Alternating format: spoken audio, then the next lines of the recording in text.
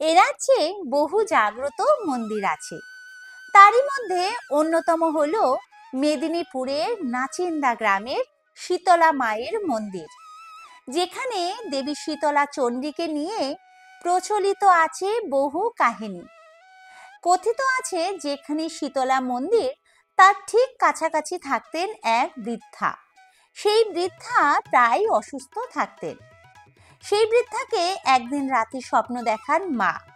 বলেন পূজা করতে প্রত্যেক দিন, পুকুরে স্নান করে গাছের নিচে একটা ঘট স্থাপন করতে। মায়ের পূজা করলে রোগগ্রস্ত মানুষ মুক্তি পাবে, সন্তানহীনা সন্তান লাভ করবে, আর বিদ্যার্থীরা শিক্ষা লাভ করবে। সেই থেকেই পূজা শুরু। সেই দিনটি ছিল অক্ষয় তৃতীয়া। প্রতি বছর এই অক্ষয় তৃতীয়ার দিনে বিশেষ পূজা হয় মায়ের, এবং 15 দিন চলে মেলা। এই শীতলা মা নানা রূপে ঘুরে বেড়ান মন্দিরের আশেপাশে। এই মা খুবই জাগ্রত। এই হলো পুরো মন্দির চত্বর। চলুন এবার মাকে দর্শন করি। এছাড়াও আছে আরো 3 দেবী মা, তাদেরকেও আমরা দর্শন করব।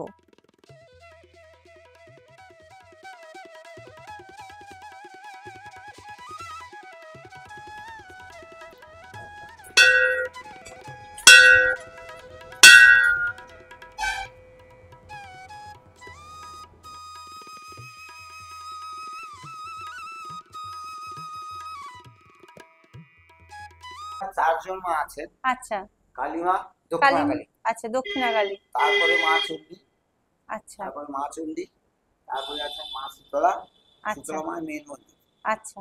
আর ওইদিকে আছে রক্তাবতী, রক্তাবতী, শীতলা মায়ের দাসী রক্তাবতী। আচ্ছা আর শীতলা মা ওই গ্রামের নাম নাচিন্দা বলে নাচিন্দা মাও বলে। আচ্ছা। হ্যাঁ, আমরা নাচিন্দা মা হিসেবেই জেনে গ্রামের এসেছি। নাম নাচিন্দা বলে নাচিন্দা। আচ্ছা পুরো গ্রামটাই মেনটেন। আচ্ছা আচ্ছা, ঠিক আছে। মায়ের অন্নভোগ হয়, মাছ ভোগ হয়, মাছ ভোগ দেওয়া হয়। আচ্ছা। মায়ের প্রত্যেকদিন ভোগ আছে। 150 বছরের পুরনো এই শীতলা মায়ের মন্দির। মাকে অন্নভোগের সাথে সাথে মাছ ভোগও দেওয়া হয়। প্রত্যেক দিন মায়ের বস্ত্র চেঞ্জ করা হয়। মা সোনা রূপার গহনায় সুসজ্জিত, এবং গর্ভগৃহের ভিতরে একটি রূপোর সিংহাসনে সব দেবী মায়েরা একসাথে বিরাজ করছেন। দেখতে কিন্তু ভীষণই সুন্দর লাগছে।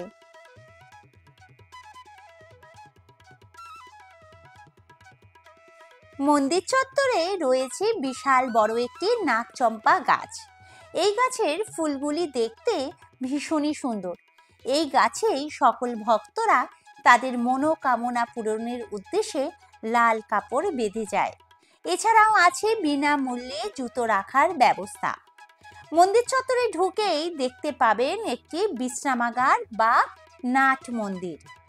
এছাড়াও আছে ফুলের ডালা এবং মিষ্টির দোকান, যেখান থেকে আপনারা পুজো দেবার জন্য প্যারা সন্দেশ পেয়ে যাবেন। 100 গ্রাম থেকে শুরু করে 1 কেজি সবেরই দাম দেওয়া রয়েছে। এই জায়গাটি হলো ভোগ খাওয়ানোর ব্যবস্থা। আর মন্দির চত্বরে রয়েছে একটি পুকুর, যেখান থেকে ভক্তরা স্নান করে মাকে পুজো দিয়ে মানত করে যায়। এবং এই পুকুরেই রয়েছে অনেক মাছ, এবং পুকুরের অপোজিটেই রয়েছে সুলভ শৌচালয়ের ব্যবস্থা।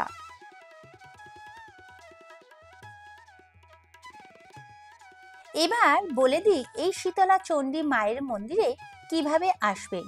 যদি আপনারা পার্সোনাল কার নিয়ে আসেন তাহলে দীঘা যাওয়ার পথেই পড়বে এই মন্দির।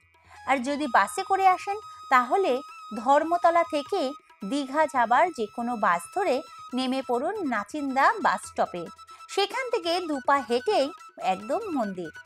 যদি ভালো লাগে ভিডিওটা তাহলে প্লিজ একটা লাইক করবেন, শেয়ার করবেন, আর আমার চ্যানেলের নতুন বন্ধু হলে প্লিজ সাবস্ক্রাইব করে আমার পাশে থাকবেন। আজকের মতো ভিডিওটা আমি এখানেই শেষ করব। সকলে সুস্থ থাকবেন, ভালো থাকবেন। আজকের মতো টাটা।